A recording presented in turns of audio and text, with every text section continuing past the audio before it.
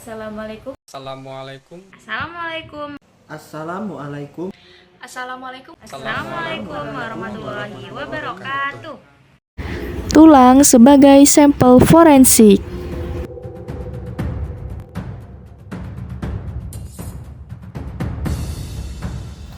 Metode pengambilan tulang sebagai sampel forensik dapat dilakukan secara langsung melalui beberapa tahapan sebagai berikut.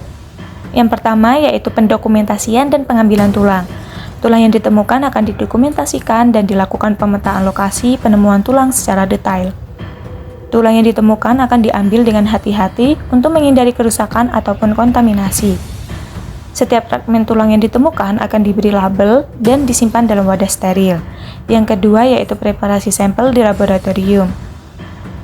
Tulang-tulang yang ditemukan akan dibersihkan dari jaringan lunak yang masih menempel.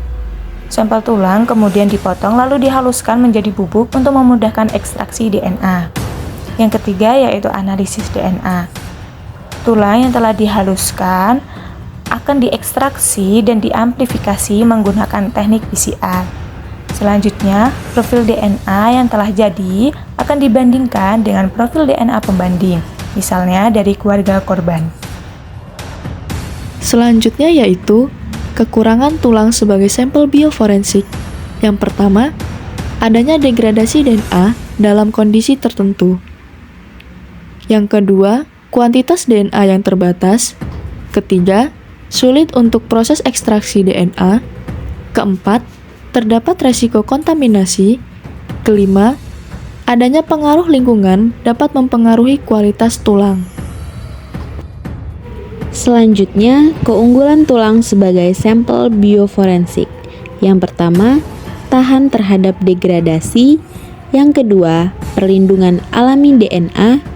Yang ketiga, dapat digunakan untuk identifikasi individu. Yang keempat, tersedia dalam jangka waktu yang lama. Dan yang terakhir, memungkinkan analisis usia, jenis kelamin, serta penyebab kematian. Selanjutnya adalah kasus forensik yang melibatkan tulang sebagai sampel. Kejahatan dimulai pada tahun 14 Agustus 2013 pada pukul 17.30 WIB, di mana Muhammad Delvi yang menjemput korban di Pasar Bunut kemudian mengajaknya ke rumah. Muhammad Delvi mengajak terdakwa yang merupakan istri, yang kemudian korban diajak berjalan-jalan menggunakan sepeda motor. Dan pada saat perjalanan, Muhammad Delvi dan istrinya menghabisi korban, lalu membuangnya ke TPU, di mana setelah dibuang, kemudian korban ditutupi dengan rumput dan ilalang. Jasad korban ditemukan setahun kemudian, yaitu tepatnya pada tanggal 6 Agustus 2014, yang ditemukan hanya berupa kerangka, yang ditemukan di lokasi TPU Nurjana, Jalan Impres.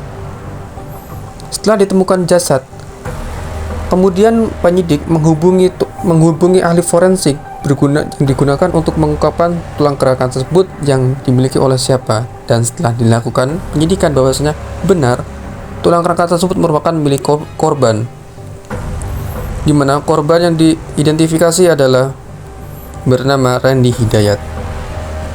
Berdasarkan kerangka di atas, DNA yang diambil merupakan berasal dari pemeriksaan antropologi atau pemeriksaan pada sisa-sisa kerangka, DNA dari tulang paha kanan, dan odontologi. Sehingganya setelah dilakukan identifikasi oleh ahli forensik, ditemukan bahwasanya korban merupakan Randy Hidayat dengan tersangka adalah Muhammad Delvi beserta istrinya. Telah dilaporkan kepada pihak kepolisian terhadap penemuan tulang belulang yang ditemukan oleh warga di suatu daerah. Pihak kepolisian segera mendatangi tempat kejadian peristiwa dan melakukan proses penyidikan. Pada identifikasi umum ditemukan 128 potongan tulang belulang manusia yang tidak lengkap. Selanjutnya, 128 potongan tulang belulang ini akan diidentifikasi lebih lanjut lagi untuk menentukan ras, jenis kelamin, umur, tinggi badan, lama kematian, dan penyebab kematian pada tulang yang ditemukan. Berdasarkan hasil identifikasi lebih lanjut, diketahui bahwa potongan tulang yang ditemukan merupakan manusia dari ras Mongoloid atau Asia dengan jenis kelamin perempuan. Umur antara 14 sampai 20 tahun, tinggi badan antara 135 sampai 145 cm.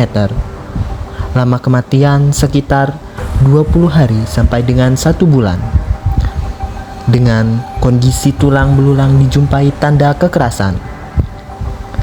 Penyebab kematian yang dialami korban adalah perdarahan pada rongga kepala akibat kekerasan tumpul.